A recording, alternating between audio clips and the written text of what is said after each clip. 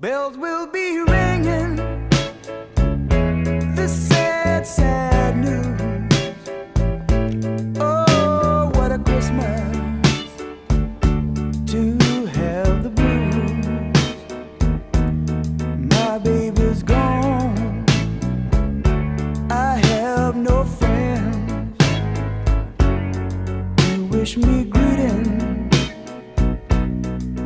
once again.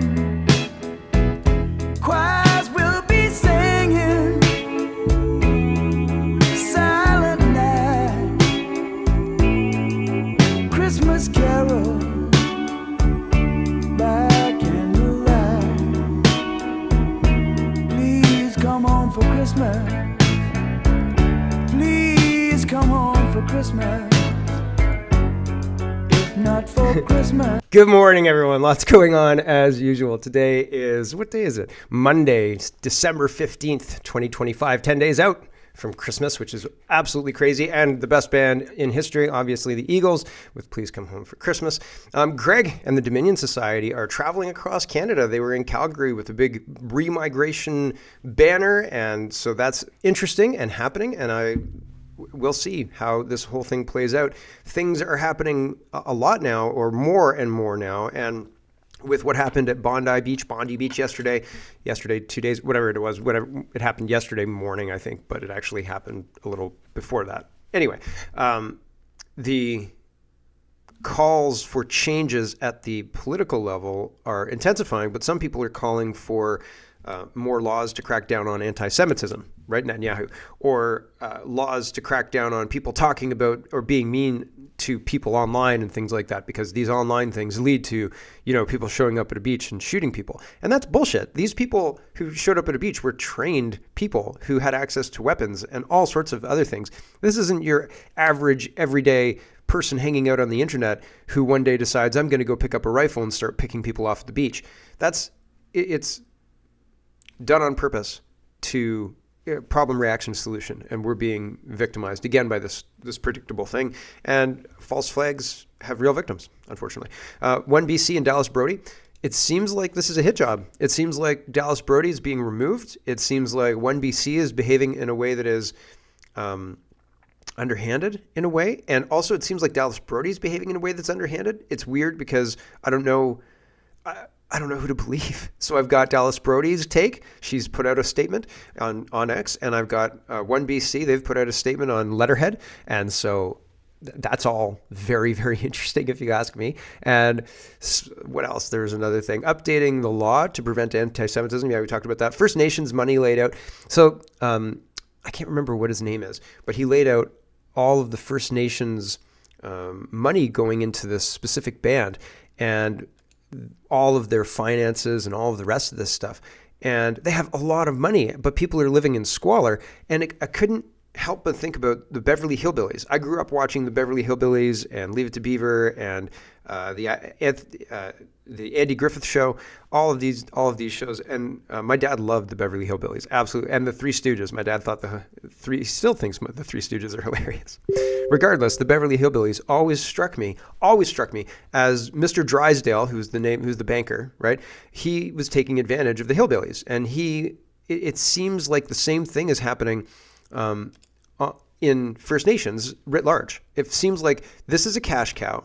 If you get in there and these unsophisticated rubes don't understand how money works, you can show them and then give them a little bit of money, and you can take the lion's share, and they'll never know the difference, right? They'll think they're living the high life, and really they're just country bumpkins who don't know any better, right? Water schmotter, right? We'll buy them bottled water, and that'll be fine.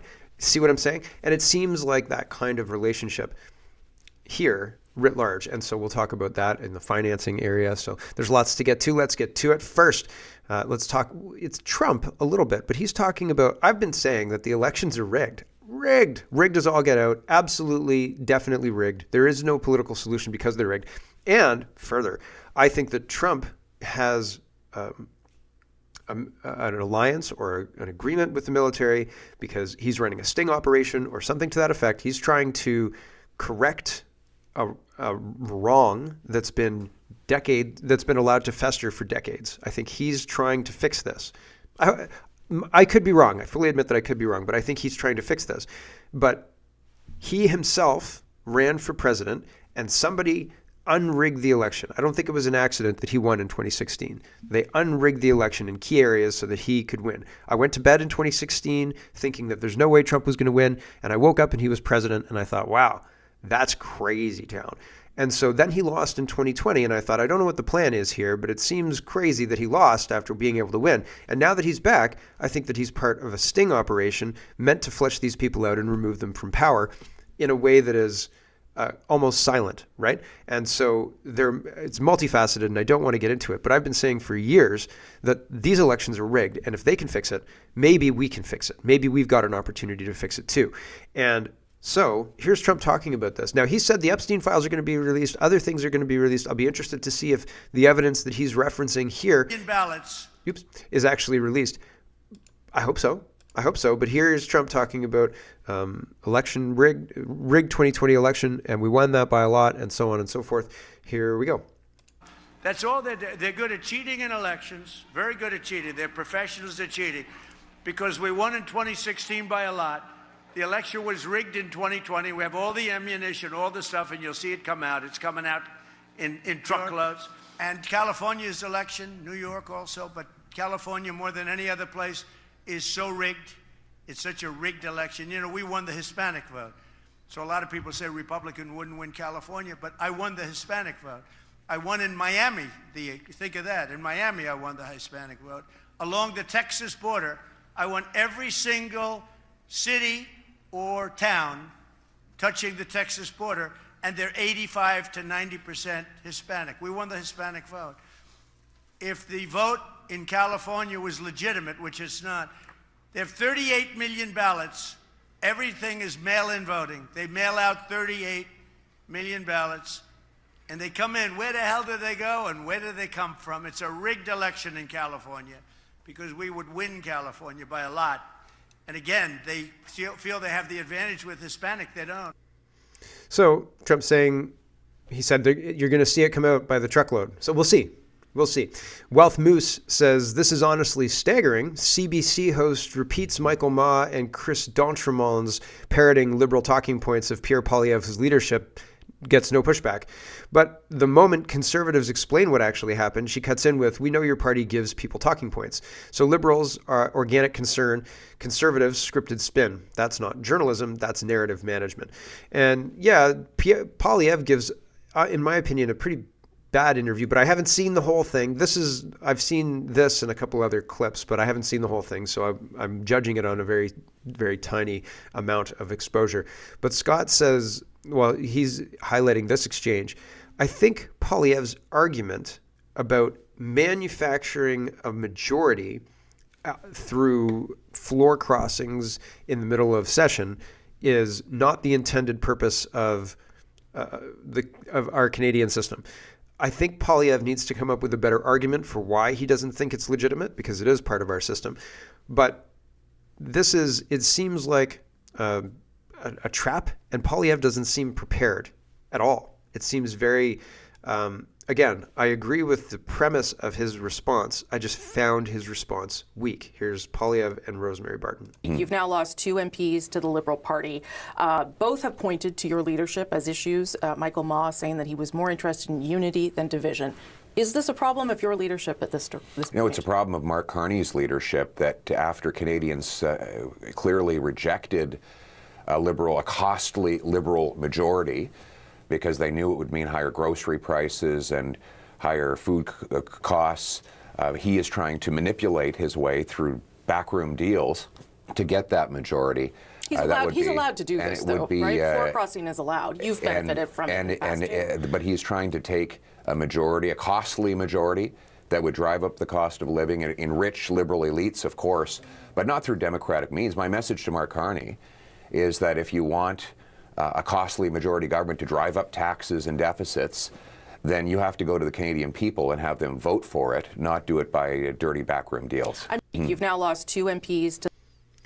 Again, I mostly agree with that, but I think when she's saying he's allowed to do that, he should come back with a better punch. He took too long, and again, it feels weak.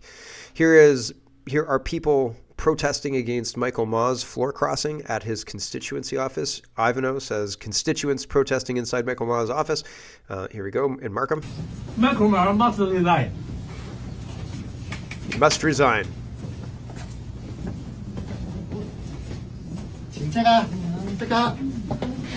I think there was the other day there was a petition and it got to 37,000 votes.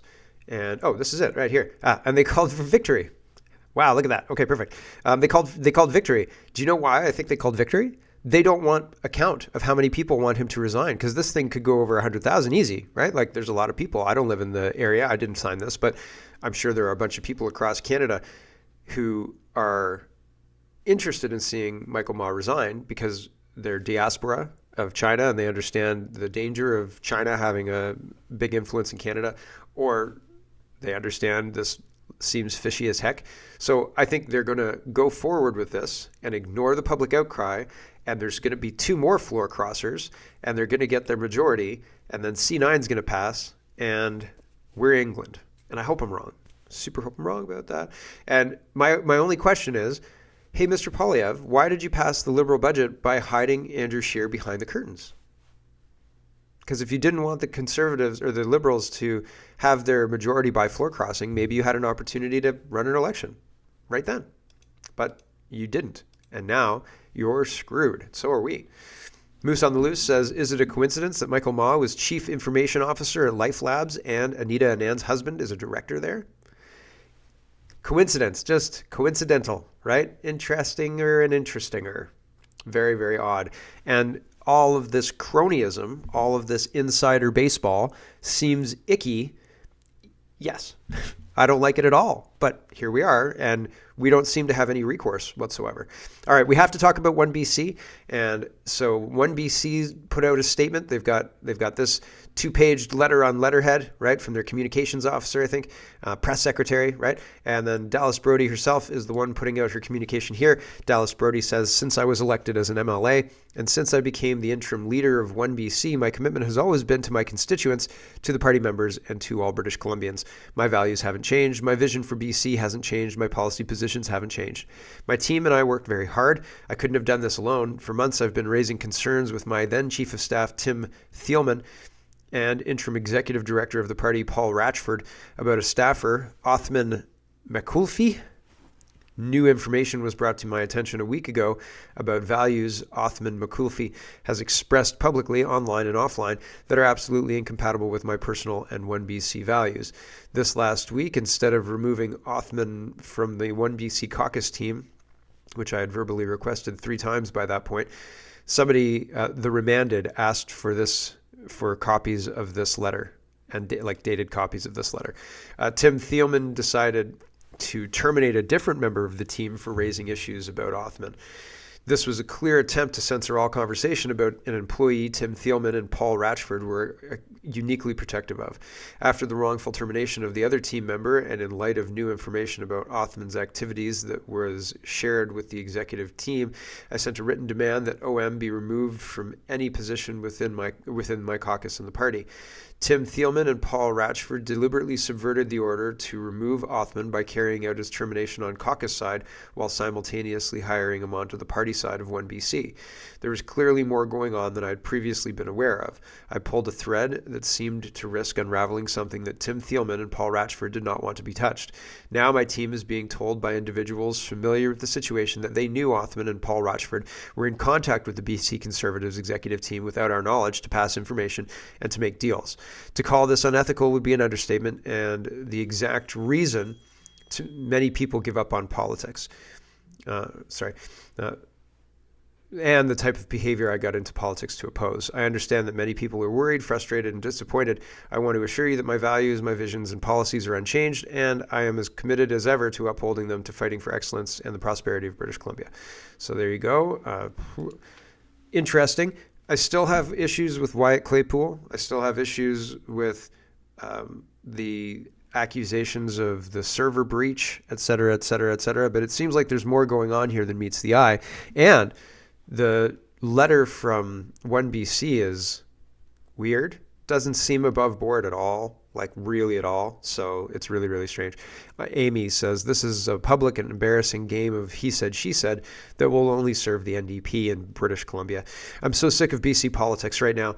Christmas wish, a single, unified, functioning, and real Conservative Party.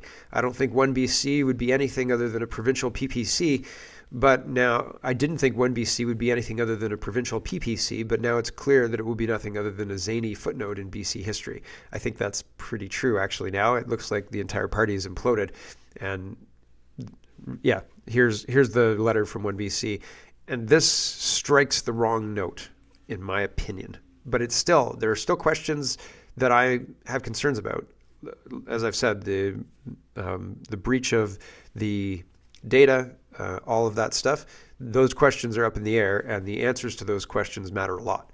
Anyway, 1BC says, on Saturday, December 13th, the 1BC Board of Directors ratified a special resolution removing Dallas Brody as leader of 1BC. Tara Armstrong, House Leader of 1BC and MLA for Kelowna Lake Country Coldstream, said, I have lost confidence in the leadership of Dallas Brody. MLA Armstrong intends to inform the Speaker of the House that she is no longer caucusing with MLA Dallas Brody in the BC legislature. Armstrong's loss of confidence comes in light of Brody's increasing instability, paranoia, erratic behavior, and abusive contact. Ms. Brody had frequently yelled at employees, used abusive language, and severed communications with senior staff and caucus for extended periods of time. This erratic behavior culminated in Ms. Brody terminating senior staff members without prior notice or explanation to caucus, and then attempting to access and copy party assets, communication software, and databases without authorization. During the final 2 weeks of the BC legislature's fall session, Ms. Brody had a major outburst towards staff members at 1BC caucus offices. She yelled, used abusive language, and demanded the termination of multiple employees.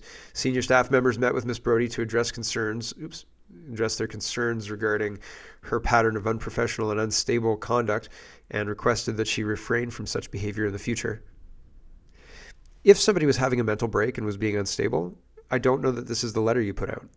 I don't know.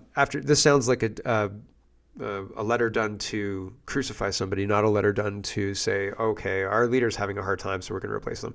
This is something trying to take down the leader, not something trying to say, ruh-roh, our leader's lost her mind, right? Like, yeah. After senior staff and caucus colleagues, MLA Armstrong raised concerns of her behavior, Ms. Brody severed communication and refused to respond to senior staff or MLA Armstrong for nearly a week, despite multiple urgent requests to discuss pressing matters. Ms. Brody, as leader, has refused to return communications to senior members of her team for extended periods of time on multiple occasions before these events. So that's not out of character for her. On the morning of Friday, December 12th, after multiple days of refusing to respond to an urgent request for discussion from MLA Armstrong, Ms. Brody unilaterally terminated 1BC Chair, Chief of Staff Tim Thielman, and Director of Strategic Operations Paul Ratchford from their positions within 1BC caucus. On Tuesday, December 9, and just after midnight on Friday, December 12, agents instructed by Ms. Brody attempted to improperly access party assets, including party passwords, communication software, and databases. The board has taken steps to protect membership and other sensitive data and has commenced an external investigation into the matter. I think that means they called the police. All data is safely in the possession of the board of directors and has not been copied or accessed anywhere else. Recent events have left me without confidence in the leadership of Dallas Brody. We thank her for her contributions to British Columbia and wish her well, says Tara Armstrong. And that's the end of that. So, yikes, 1BC is having a difficult time, and it doesn't look like there's an easy correction coming for that, to me. Anyway, here is Resist. This is communist. I think this is supposed to go after the false flag, but I'll talk about this anyway.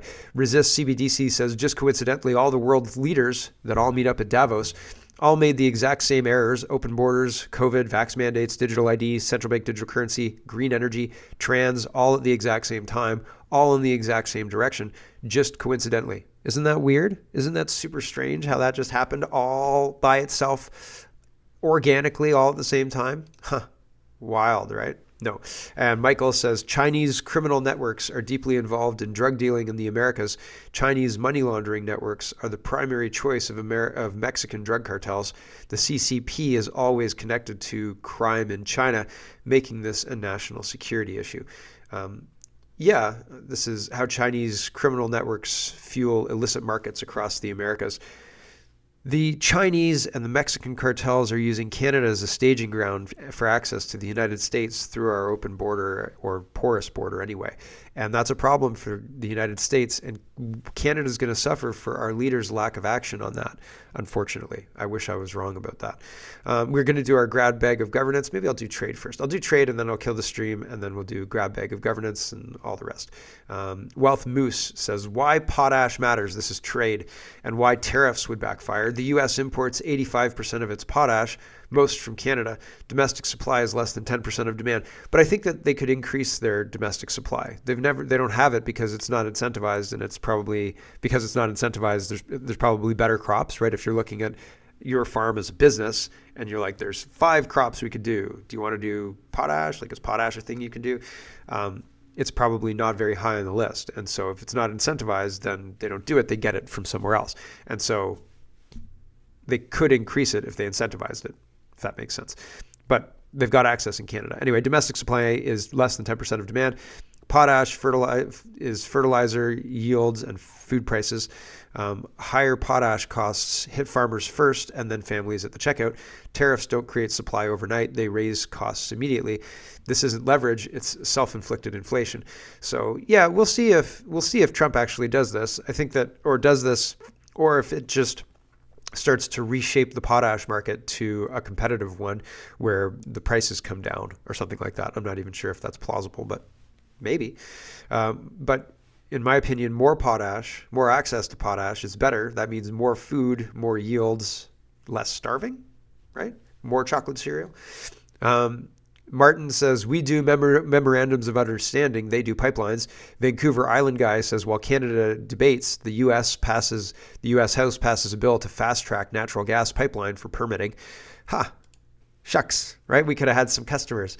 Financial Juice says, at least 4 super tankers that were set to pick up oil cargoes in Venezuela have made U-turns after U.S. seizure of a cargo ship. So that's interesting.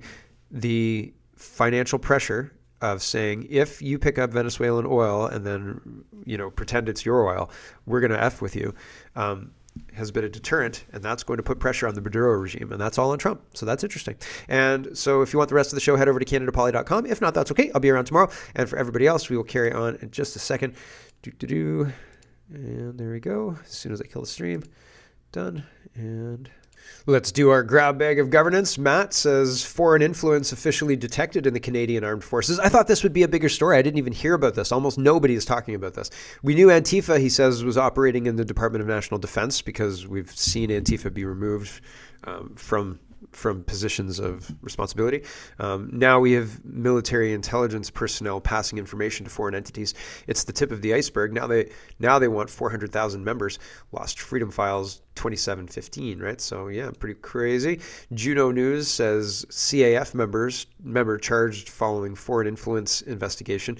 A member of the Canadian Armed Forces has been arrested and charged after a major national security investigation revealed alleged foreign influence shaking the foundation of Canada's military.